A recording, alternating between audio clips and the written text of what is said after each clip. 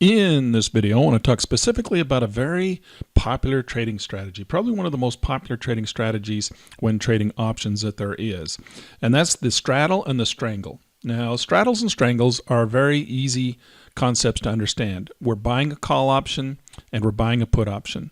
Now, a straddle, of course, we're putting them right at the same strike price, generally at the money. And then when we do a strangle, we give a little bit of a gap in there.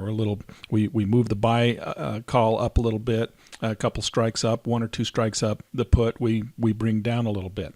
So there's a little bit of a gap in there. So that's the difference between a straddle and a strangle. And it's basically designed to help us profit basically when we don't know which direction the market's going to move. We anticipate that the market's going to move. We expect a large move. Oftentimes these strategies are used for things like earnings. Okay, that's a real popular strategy for them. When you're expecting a large market move, maybe with a government report or some kind of a news event or a weather event, these are when these are really popular. I like to use them just on active markets. I mean, if there's a market that's really been moving a lot lately, it's not static when the markets have been moving crazy, this is a great time to put these on. Now, there's a very specific time in which you're going to want to put these on, and I've gone through and I've created a model for you. I put a whole bunch of these on in my demo account just to give you an idea of the differences and what's going on. So what I've got here on the screen here in Track and Trade is a model that I built based on implied volatility and the straddles and strangles strategies. Now I've gone into the options table and I've created a shortcut to create a strategy I call the full throttle. Okay, I call it full throttle because it's got both a straddle and a strangle. Okay, so we're going to throttle the market is what I call it. So it's a full throttle, and we're going to straddle and strangle. So if we put that on, you can see what it does is it gives us a buy call, a buy call, a buy put, a buy put. And we put those, the two in the center right at the money, and then we have the wings on the outside. But instead of being like an iron condor where we're selling and buying, we're just buying, buying, buying, buying. So it's a combination of a straddle and a strangle. That's really all it is, all right? Now, I built this model out already, and I put it onto a whole bunch of charts for you, and I'm again in my demo account so I can show you when it is the best time to put these on. Whether you're going to put on a straddle, a strangle, or a full throttle, and we're going to throttle the market. You can do any of the above. So I want to go down through some of these charts, and I want to kind of explain to you because implied volatility is the most important component of what we're doing here that we need to pay attention to. Now, implied volatility by itself, an individual implied volatility number, is really quite worthless.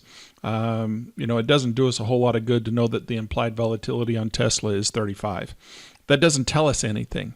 We need to know, for example, if you're looking at this slide here, you can see that the implied volatility for Microsoft is 30 and the implied volatility for Apple is 30. Well, they're both 30. Does that mean that Apple and Microsoft are the same? No. Implied volatility of 30 for Apple is really high, and an implied volatility of 30 for Microsoft is really low. So in this example, you can see that what we need to do is we need to have a historical view. We need to have a view of what historical implied volatility is. Now, why is implied volatility so important when we're putting on these straddles and these strangles or these full throttles? The reason that it's so important is because we get inflated prices. Now, if you remember watching my previous video on the Black and Scholes model, we talked a little bit about how you can look at the value of an option. What is the value of an option, and then what are we paying for it? If you haven't got that video or access to that video, make sure you send me an email, lhturner@tradementors.com. I will send you a link to that video. It's really important that you watch and understand the theoretical value of options and how they are derived from the Black and Scholes model and the Greeks. But implied volatility is something that we use when we're placing our options orders. And I place these options orders. Now, this is Tesla. Tesla's been going crazy. Of course, if we come in here and look at the daily chart of Tesla, you can see it's been going absolutely nuts. So it had a huge run up yesterday, and of course it come down, filled the gap, and dropped and took back some of the money that it gave yesterday. This is really common, this type of a pattern here. When you see these types of leaps up like that, they generally come and turn hard and come back down. So the volatility of this market of Tesla was extremely high. And if we come down, and I like to look at the volatility of the market on a 15-minute chart, and you'll notice down here in the bottom window, and I'm going to turn off the DMI just to remove a little bit of the confusion. And this is our historic volatility. All right. And you can see the volatility of the market, how it rises and falls and rises and falls as Tesla was going through time. Now, this is down again on a 15-minute chart. So we do not, and this is where I went through and I created this model for us.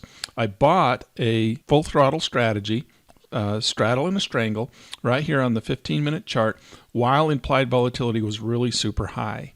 All right, and I did that to example for you what happens if you're buying these options when volatility is really super high. And you can see that now that the volatility is starting to drop off, look how much money we're losing. Even though the market has moved outside of our wheelhouse here, outside of our break-even range, it's dropping hard. So you'd think, hey, wait, I should be making a lot of money, right? Let's just come in here and look at this individually. You can see that what's happening is because we bought these when the implied volatility was so high and the value of these options was so extremely high at that point, they can't make up the money that they are losing when the volatility drops. Okay, so always remember this rule.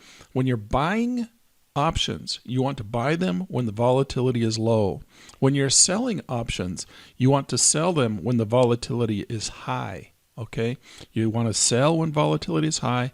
You want to buy when volatility is low. So if you're going to put on one of these straddles or a strangle, you want to buy them when the volatility is very low. You don't want to be buying these things when the market has just dropped and made a big major move like this, because it's going to be extremely difficult to make up that difference between the premium and the theoretical value. The theoretical value, again, being the Kelley Blue Book value of what an option should be trading for versus the inflated price that it's currently trading for.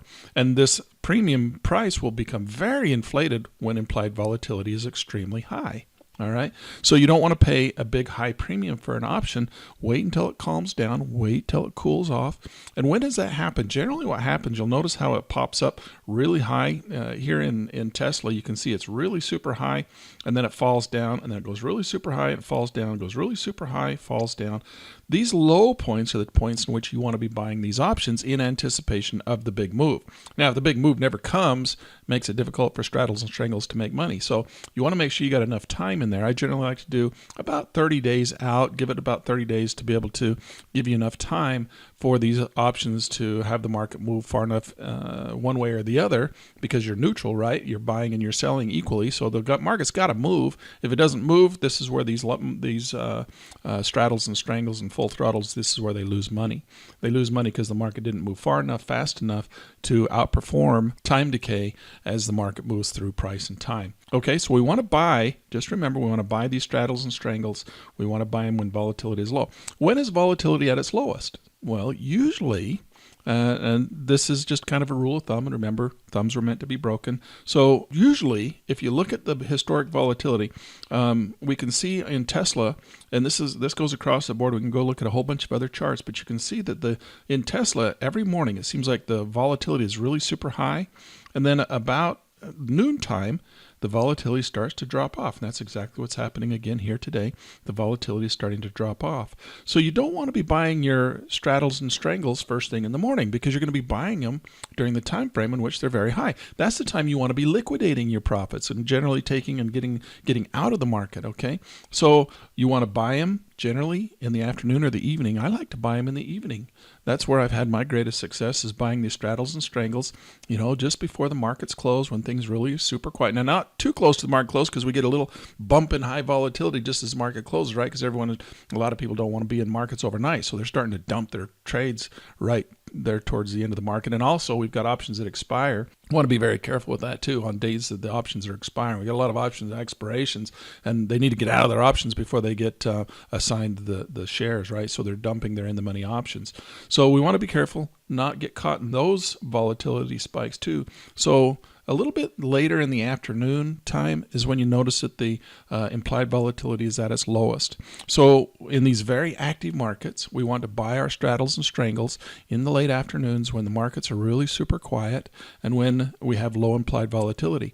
And then when the market spikes really hard the next morning, watch. That's when you're going to have the biggest profits, and that's the time you're going to want to sell your straddles and strangles, whether you do it the very next day or whether you hang on to it for 2 or 3 days and let the market really move outside your wheelhouse there.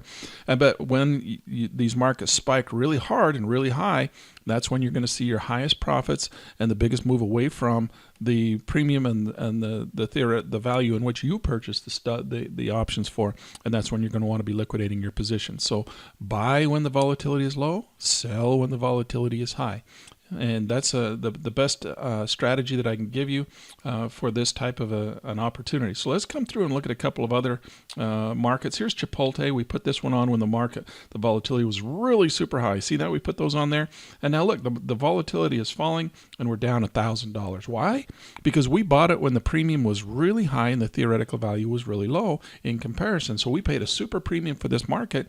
Therefore, even though the market has moved outside of our break-even points or our wheelhouse here, we're not making enough money because we're losing money because we paid such a premium, and now that the theta decay is actually outperforming the money that you're profiting on the winners. So that's the problem with buying these strategies when the implied volatility is really super high.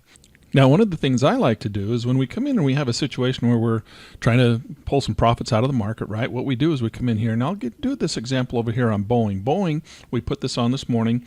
And of course, I put it on this morning when the volatility was still a little bit high, but we're up a little bit on this 137.50. Would have probably been better off to do this last night before the market closed, as I anticipated.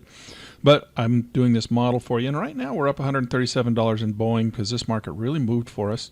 And I want to show you how I set up a limit profit taking strategy in here. So what we do is we come in and we just right click on this tool and we say liquidate multi-leg, and it's going to come in and pre-fill all this information for the calculator for us. And you're going to see down here total trade net profit $135. So that's where we're currently sitting right now, is $135. If I just hit liquidate, would take our $135 and we'd be out of the market. But let's come in and set a target price. Let's come in here, and what I like to do is just say, well, if you're going to give me $150, let's say, I'll take it off at a 150. So I run this up, and I just run this. You can see the profit calculator right here. It's at 144, and I just keep running this up until that comes up to 150. And if I want to go a little higher and say, well, I'll wait until it's up to 175, I can just keep running it up until those numbers get up to 175. And there's 174, 75, and you can see that says, okay, we'll take a net profit at 175. So the market's going to have to still move in my favor. Now notice also in here that I have a number of days. I have 23 days left to go. We put this on this morning. We're already at 135. I'm looking for 175. And then we just say, okay, place the order. So now when this market hits $175 in profit, it'll automatically liquidate and put that into my account. And that's a nice way of closing out these positions with a target price. So that's just a quick example and a nice review of straddles and strangles and implied volatility, and making sure that we're buying those options when implied volatility is low, and we're selling them when implied volatility is high. And you need to look at your historic volatility, and I like to do that on a 15-minute chart to find out when that is, because an individual single implied volatility number means nothing to you if you don't know whether it's up or down for the specific stock or futures contract that you're trading.